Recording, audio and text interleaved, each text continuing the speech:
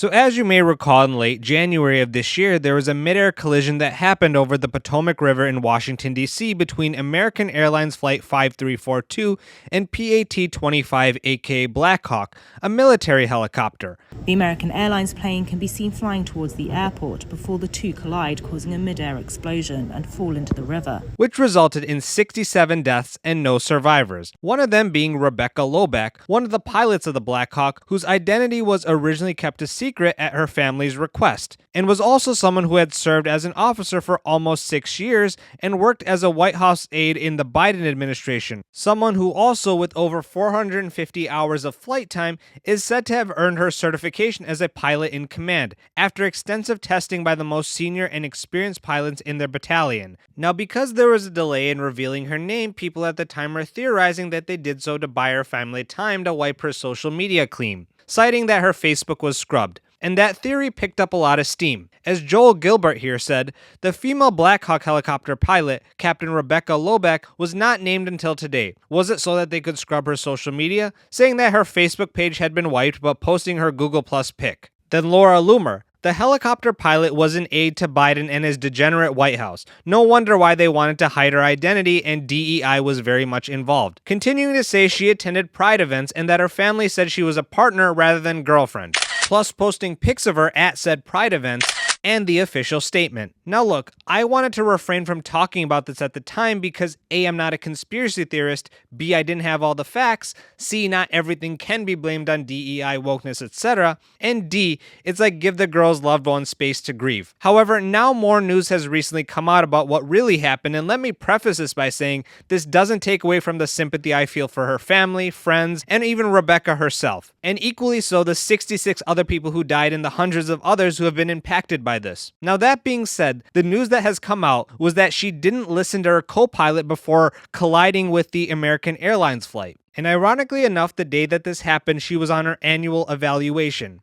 And said co-pilot who was doing her evaluation was Chief Andrew Eves. And recorded data indicates that 15 seconds before the crash, Eves told Lobach he believed air traffic control was telling them to move left, but per the Times report, no left turn was made, but that they requested visual separation, which allows the aircraft to navigate themselves without relying on air traffic control for guidance. Well, tragic new details are pointing to failures in the January mid-air collision near Reagan National Airport. A shocking new report by the New York Times revealing the Army Blackhawk pilot failed to heed a flight instructor's warning just seconds before crashing with an American Airlines jet, killing everyone. And Rich, you've obtained some new audio recordings from that incident.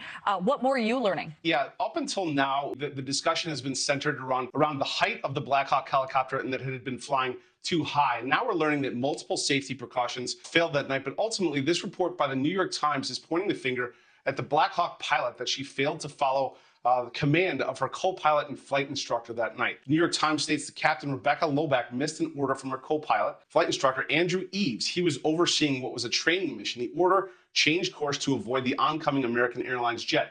In addition to that, pilots missed key information when they stepped on instructions from air traffic control. In other words, they talked over instructions and didn't hear them, missing the directives from air traffic control that the plane was circling. In this audio we've obtained 20 seconds before the crash, you can hear the tower ask the Blackhawk, do you have the plane in sight, and to pass behind the plane.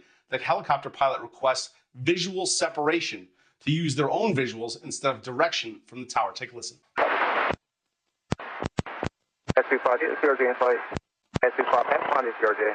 S12 has an aircraft in sight for separation. The tower then approves visual separation, but it was too late. Seconds later, you can hear commotion in the tower, and then you can hear the reaction of the impact. Take a listen.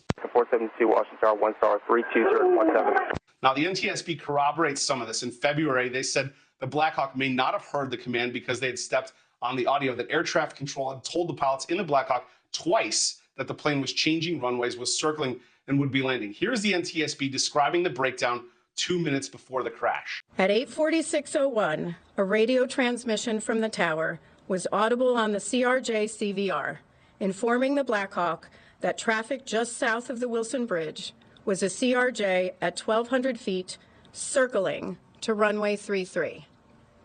CVR data from the Blackhawk indicated that the portion of the transmission stating the CRJ was circling may not have been received by the Blackhawk crew.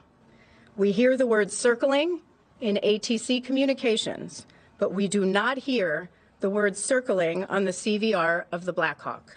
Now, certainly a more complicated picture of what happened that night, Kelly. We've asked the Army for comment. They have yet to get back to us.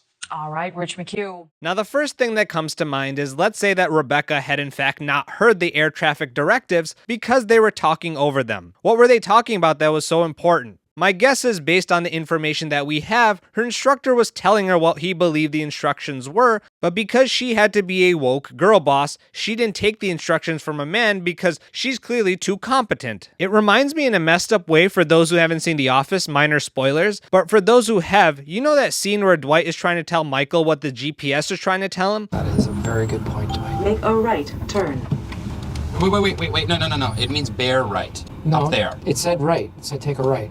No, look. It means go up to the right, bear right, over the bridge, and hook up with 307. Make a right Maybe it's turn. a shortcut, Dwight. It said go to the right. It can't mean that. There's a light there. I think it knows where it is going. This is the light. Machine This knows. is the light. Stop yelling at me. No, it's Stop yelling. There's no room here. Which, look, I don't wish to make light out of this situation, and this fictional scenario in The Office didn't nearly involve anything tragic. I'm just trying to make the comparison that Rebecca Lobach was the equivalent of Michael Scott in that scenario, and Dwight was Eves. And both situations ended in water. And as annoying as Dwight was in that show, he was right some of the time. But anyways, I saw a post on Reddit that is worth the discussion where a user asked why the instructor pilot didn't take the controls, to which someone else pointed out that he would have had to fail her, making me wonder if he was trying to take control and Rebecca was, I don't know, threatening to report him for misogyny and discrimination. And I also wonder, was she that way when getting certified? Was she making a stink out of every time they tried to dock her on every issue? And were those 450 hours earned not deserved, just because they wanted to fill quotas? It does also make me wonder why her family decided to keep her name secret for a little. I get on one hand you need space to grieve and you don't want trolls harassing your deceased daughter, and again, it's one of the reasons why I didn't speak on it right away.